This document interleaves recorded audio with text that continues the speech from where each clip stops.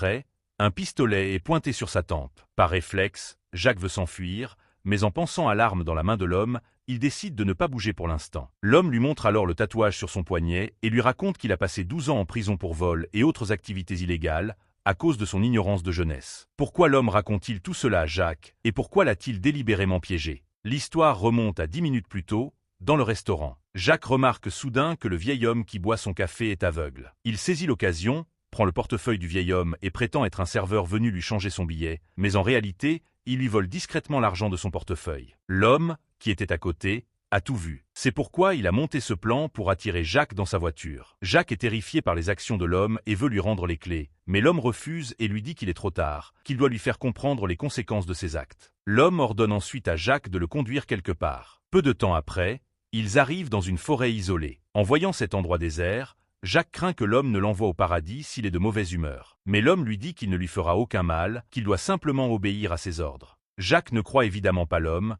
mais sous la menace, il ne peut que continuer. C'est alors que Jacques glisse et découvre soudain un trou de 3 mètres de profondeur devant lui. Déjà inquiet, Jacques pense que l'homme l'a préparé à l'avance, et il tombe à genoux, suppliant l'homme de le laisser partir. Mais l'homme le relève et continue d'avancer, jusqu'à ce qu'il s'arrête devant plusieurs stèles. Jacques est encore plus perplexe face aux actions de l'homme. L'homme lui dit que ce sont les tombes de ses amis, qui étaient aussi ses complices dans le crime. Eux aussi, comme Jacques, commettaient des actes méprisables, pensant que ces petits larcins n'auraient aucune conséquence. Mais à mesure que leur désir grandissait, ils s'enfonçaient de plus en plus dans la criminalité, jusqu'à ne plus pouvoir s'en sortir. Lui-même a eu de la chance de n'avoir payé que 12 ans de sa jeunesse, tandis que ses amis ont payé de leur vie. Après avoir écouté l'homme, Jacques est plongé dans une profonde réflexion. L'homme se lève alors et sort le pistolet, qui n'est en fait qu'un jouet. Il pointe ensuite la stèle et demande à Jacques « Voulez-vous finir comme lui ?» C'est alors que Jacques comprend enfin l'intention de l'homme et réalise la gravité de son erreur. Il n'est jamais trop tard pour changer. Sur le chemin de la vie, chacun peut,